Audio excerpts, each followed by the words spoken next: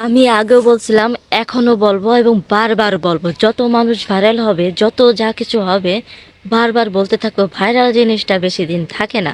তো যে কয়দিন ভাইরাল থাকে সে কয়দিন মানুষ তাকে নিয়ে মাতামাতি করে। তো কথা হলো, একটা কথাই আছে যে বানর যদি লাই পায় তাহলে কিন্তু মাথার উপর চড়ে বসে। তো এগুলো তো বানরের কাজ না, এগুলো হচ্ছে মানুষ। আমরা যে মানুষ পাবলিক, আমরাই উঠাই মাথার পরে, আবার মাথার থেকে ঠাস করে নিচে ফেলাই দিই। তো এরকম ঘটনা ঘটে গেছে বাংলাদেশে। 2 দিনে 180K ফলোয়ার অর্জন করছিল রিয়ামণি, যে কিনা ফুল বিক্রেতা। তো ফুল বিক্রেতার যে ঘটনাটা, এটা আপনারা কম বেশি সবাই জানেন। তো এই যে রিয়ামণি যে ঘটনা, তো 2 দিনে বাংলাদেশের টপ রেকর্ড করছে। 2 দিনে 180K ফলোয়ার অর্জন করে রিয়ামণি, 2 দিনে মাত্র। 4 তারিখে পেজটা খোলে, 5-6 তারিখ হইতে হইতে আপনার রাত 12টার পরে, রাত 12টা পর্যন্ত দেখছিলাম যে 180K ফলোয়ার অর্জন হয়ে গেছে তার। সে মনিটাইজের জন্য অ্যাপ্লাই করে দিছিল। তো এই যে মাসটা যাচ্ছে, এই মাসে কিন্তু তার স্যালারিটা ঠিকভাবে চলে আসতো। তো কত স্যালারি হয়তো তার ঠিক নাই, কিন্তু যে মানুষটা 2 দিনে 180K ফলোয়ার হয়ে যায়, তাহলে কত কি হতে পারে। তো দেখেন, হঠাৎ করে রিয়ামণির যে পেজটা করে দিছিল, যারা পেজটা খুলে দিছিল, তারা কিন্তু রিয়ামণির এইরকম পাবলিকের এত ভালোবাসা, জনগণের যে এত ভালোবাসা, তো এই ভালোবাসার জন্য কিন্তু 180K, 2 দিনে 180K ফলোয়ার, যে কিনা কখনো সোশ্যাল মিডিয়াতে আসেনি, তার একটা ফোন মাত্র নাই, সে 2 দিনে 180K ফলোয়ার করে ফেলায়। তো যারা তাকে পেজটা করে দিছিল, তারা এটা হিংসায় আর যে করে হোক সেই পেজটাকে কিন্তু গায়েব করে দেয়। তো আমিও তাকে ফলো দিয়ে রাখছিলাম যে রিয়ামণি কখন কি আপডেট হচ্ছে, কখন কি করতেছে। এই আপডেটগুলা কিন্তু আমি কম বেশি সবাই জানাচ্ছিলাম যে রিয়ামণি এইটা করতেছে, ওইখানে যাচ্ছে, এই খাইছে, এই করছে, এইখানে ঘুরতে গেছে, সব কিছু জানাচ্ছিলাম। হঠাৎ করে সকালবেলা উঠা দেখি রিয়ামণির সেই পেজটা খুঁজে পাচ্ছি না। আমি ভাবলাম যে হয়তো আমি তার যে তথ্যগুলো কোথায় যাচ্ছে, কি করতেছে, সব কিছু আমি হয়তো ভিডিও করে করে জনগণকে আবার জানাচ্ছি।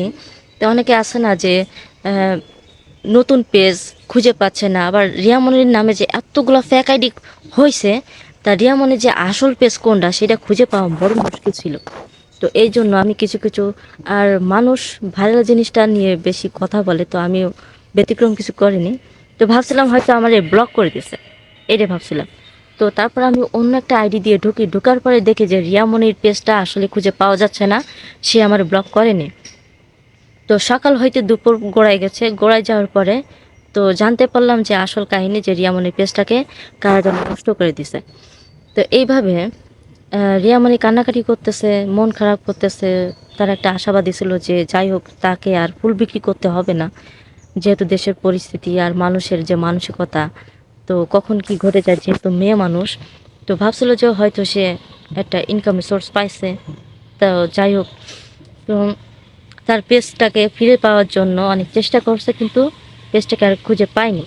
কিন্তু যারা যারা ফ্যাক আইডি অর্থাৎ ফ্যাক পেজগুলো খুলেছে, তারা কিন্তু 40K 50K ভালোই ফলোয়ারগুলো অর্জন করছে। তো তারপরে যে কিছুদিন আগে, 3 দিন না 4 দিন হবে, আজকে 4 দিনে পড়ছে, তো রিয়ামণি আর একটা নতুন পেজ করছে।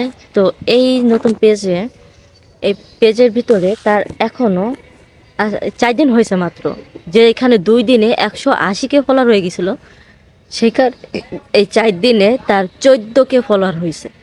তো দেখেন, ভাইরাল মানুষ কি না করতে পারে, মানুষ ভাইরাল হইলে কি না হইতে পারে। আর এখন এই রিয়ামণি তো এখনো ভাইরাল আছে, তারা নিয়ে মাতামাতি কেন করতেছে না, এখন মাত্র 14K নিয়ে কেন ঘুরতেছে। এটাই হলো আসল পেজ, যে 14K তার ফলোয়ার, আর 3টা মাত্র ফলো দিছে। সেটা হলো দিশার মা, আরেকটা হচ্ছে যে পার্লারে গিয়েছিল, ওই পার্লারের 2টা পার্লারের পেজ আর কি ফলো দিচ্ছে, আর একটা হচ্ছে দিশার মা। তো আরেকটা কথা হচ্ছে, যে তাকে ভাইরাল করলো তাকে কিন্তু রিয়ামণির পাশে আর দেখা যাচ্ছে না। সেই রেহেনা রাখিকে রিয়ামণির পাশে আর দেখা যাচ্ছে না, অথচ দিশার মা অনেক চেষ্টা করতেছে এই রিয়ামণিকে একটু আবার সেই উপরের লেভেলে নেওয়ার জন্য, এখনো চেষ্টা করে যাচ্ছে। তো ভাইরাল বেশি দিন থেকে না।